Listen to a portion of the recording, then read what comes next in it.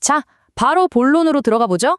오늘 우리가 파헤쳐볼 내용은 존 주위의 철학적 명저, 지성의 자연화입니다.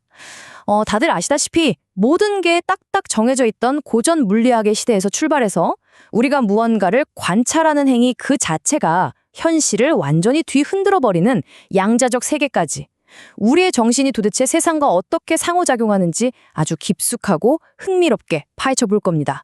준비되셨죠? 바로 시작해보겠습니다.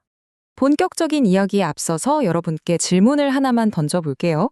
우리는 과연 세상을 있는 그대로 관찰할 수 있을까요? 아마 대부분은 우리가 이미 다 만들어진 우주를 밖에서 가만히 지켜보는 좀 수동적인 방관자라고 생각하실 거예요. 마치 영화관 아주 푹신한 의자에 앉아서 완성된 스크린을 멍하니 감상하는 것처럼 말이죠. 하지만 오늘 이 해설에서 다룰 듀이의 텍스트는 여러분이 은연중에 깔고 있던 이 전제를 아주 산산조각 내버립니다. 사실 생각해보면 수백 년 동안 철학이나 고전 물리학은 정말 놀라울 정도로 굳건한 믿음 하나를 공유해왔습니다.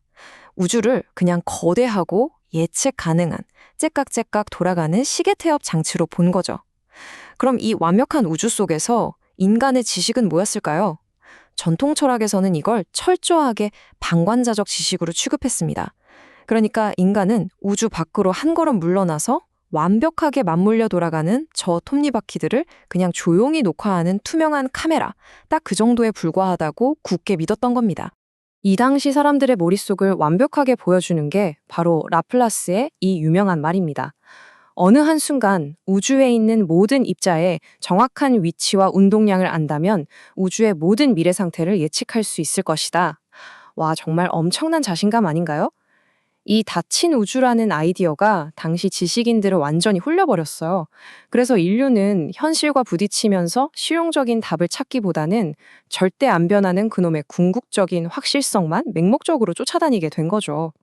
미래는 이미 다 정해져 있으니까 우리는 그냥 완벽하게 계산해서 알아내기만 하면 된다고 철석같이 믿었던 거예요.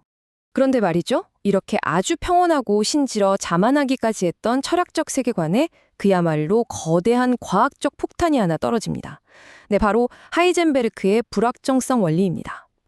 듀이가 텍스트에서 강력하게 주장하듯이 이건 그냥 복잡한 수학 공식이나 측정 기술이 부족해서 생긴 문제가 절대 아니에요. 인류가 현실과 관계를 맺고 지식을 만들어내는 그 근본적인 방식 자체가 송두리째 뒤바뀐 엄청난 패러다임의 전환이었습니다. 도대체 뭘 발견했길래 이런 난리가 났던 걸까요? 여기서 진짜 흥미로운 게 바로 양자적 세계에서 드러나는 직관적인 진실입니다. 하이젠베르크의 원리를 아주 쉽게 말하자면 이런 거예요. 우리가 어떤 전자의 위치를 정확하게 딱 측정하려고 시도하는 바로 그 순간 우리의 그 관찰 행위 자체가 전자의 속도를 본질적으로 헝클어뜨린다는 겁니다. 그러니까 관찰이라는 건 대상이랑 완벽하게 분리된 어떤 투명하고 고결한 시선이 아니라 대상과 물리적으로 쾅 충돌하고 간섭하는 행위라는 게 물리학적으로 완전히 증명돼 버린 셈이죠. 이쯤에서 텍스트에 등장하는 P.W. 블리츠만의 진짜 기발한 비유를 하나 떠올려 볼까요? 고양이가 트럼프 카드의 킹을 쳐다본다고 해보죠. 아주 평범하고 일상적인 상황 같지만 양자적 수준에서는 이게 절대 가벼운 일이 아닙니다. 무언가를 본다는 건 사실 무수히 많은 빛의 탄환을 그 대상에 빵빵 쏘아서 튕겨내는 물리적인 과정이거든요.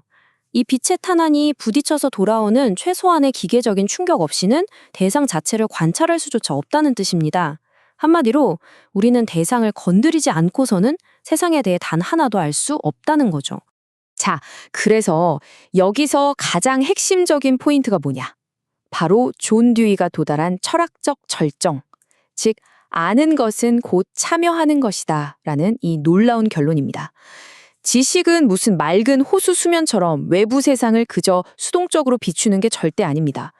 지식은 특정한 목적을 가지고 대상을 적극적으로 변화시키고 이전의 조건들을 아예 뜯어 고치는 지형적인 작용이라는 거예요. 듀이에게 아는 것은 단순히 눈으로 보는 것이 아닙니다. 직접 행하는 것입니다. 이게 바로 우리가 지금 살펴보고 있는 이 주제, 지성의 자연화라는 말이 품고 있는 진짜 의미입니다. 인간의 지성을 무슨 대자연 밖에서 뚝 떨어진 초자연적이거나 인위적인 힘으로 생각하면 안 됩니다. 오히려 지성은 이 거대한 자연이 자기 자신과 상호작용하는 아주 고도화되고 목적이 뚜렷한 방식일 뿐이에요. 인간이 자연을 탐구하고 이리저리 변화시키는 그 지성적인 과정 자체가 곧 자연이 스스로의 가능성을 실현해 나가는 아주 자연스러운 과정이라는 거죠. 텍스트에 나오는 도시와 강의 비유를 들면 이게 훨씬 더 와닿으실 겁니다. 우리는 보통 큰 대도시가 강가에 자리 잡은 걸 보면 속으로 강이 있으니까 자연스럽게 도시가 생겼군 하고 넘어갑니다. 그런데 실상은 전혀 다르죠?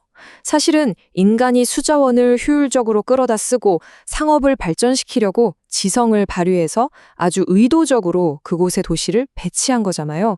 이처럼 인간의 지성이 능동적으로 개입하고 적극적으로 부딪힐 때 비로소 자연은 우리가 온전히 이해할 수 있고 또 써먹을 수 있는 대상이 됩니다. 이렇게 관찰자와 자연이 하나로 엮여 있다는 시각은 우리가 자연 법칙을 바라보는 관점까지 완전히 뒤엎어버립니다. 예전에는 법칙을 무슨 절대 안 변하는 우주의 엄격한 철권 통치자쯤으로 믿었잖아요. 모든 현상은 무조건 그 법칙에 복종해야만 했고요. 하지만 이제 새로운 의미에서의 법칙은 완전히 결이 다릅니다. 그건 확률을 예측하고 현실을 우리가 원하는 방향으로 통제하기 위해 쓰는 아주 유연한 개념적 도구에 불과해요. 법칙 자체가 모셔야 할 절대적인 목적이 아니라 우리의 목적을 달성하기 위한 아주 훌륭한 수단이 된 겁니다. 자, 그럼 이 개념을 실험실 밖으로 꺼내서 우리 일상으로 한번 넓혀볼까요? 이 텍스트의 이야기는 절대 가운 입은 양자물리학자들만의 전유물이 아닙니다. 아주 특이한 증상을 보이는 환자를 진단해서 치료법을 찾아내는 의사, 새로운 기계를 뚝딱뚝딱 설계하는 엔지니어, 색채의 원리를 파악해서 캔버스를 채우는 예술가, 심지어 더 나은 사회를 기획하는 정치가까지. 문제를 풀기 위해 뚜렷한 방향성을 가지고 환경과 상호작용하는 사람이라면 그게 누구든 간에 진정한 의미의 과학적 알을 실천하고 있는 겁니다. 자, 이제 지금까지의 핵심적인 통찰들을 싹 다 모아보죠. 결국 지식이라는 건 목적이 있는 실험 그 자체입니다. 지식의 진짜 가치는 도달하는 방법 안에 있고 그게 진리냐 아니냐는 오직 실천적이고 상호작용적인 결과로만 판가름 납니다. 우리는 그동안 맹신했던 이론적 확실성이라는 달콤한 환상을 조금 내려놓게 됐죠. 하지만 그 대가로 변화하는 이 현실을 실질적으로 조작하고 개선할 수 있는 엄청난 실천적 힘을 얻었습니다. 이제 우리는 세상이란 도화지에 칠해지는 수동적인 물감이 아니라 붓을 쥔 적극적인 참여자로서의 역할을 기꺼이 즐겨야 합니다. 오늘 이 탐구의 시간을 마무리하면서 여러분의 머릿속에 계속 맴돌 만한 도발적인 질문을 하나 던지고 싶습니다. 만약 무언가를 관찰하는 행위 자체가 현실을 변화시키는 거라면 바로 지금 이 순간 여러분의 지성은 여러분을 둘러싼 세상을 도대체 어떻게 변화시키고 있을까요? 잊지 마세요. 여러분은 결코 이 세계를 관람석에서 멍하니 지켜보기만 하는 수동적인 방관자가 아닙니다. 여러분이 대상을 향해 호기심을 품고 지성을 발휘하는 바로 그 순간 이미 현실은 새롭게 빚어지고 있습니다. 여러분이 가진 이 적극적이고 놀라운 힘을 꼭 기억하시길 바라며 앞으로도 철학이 열어주는 이 매력적인 상호작용의 세계를 계속 탐험해 보시길 바랍니다. 끝까지 함께해 주셔서 감사합니다.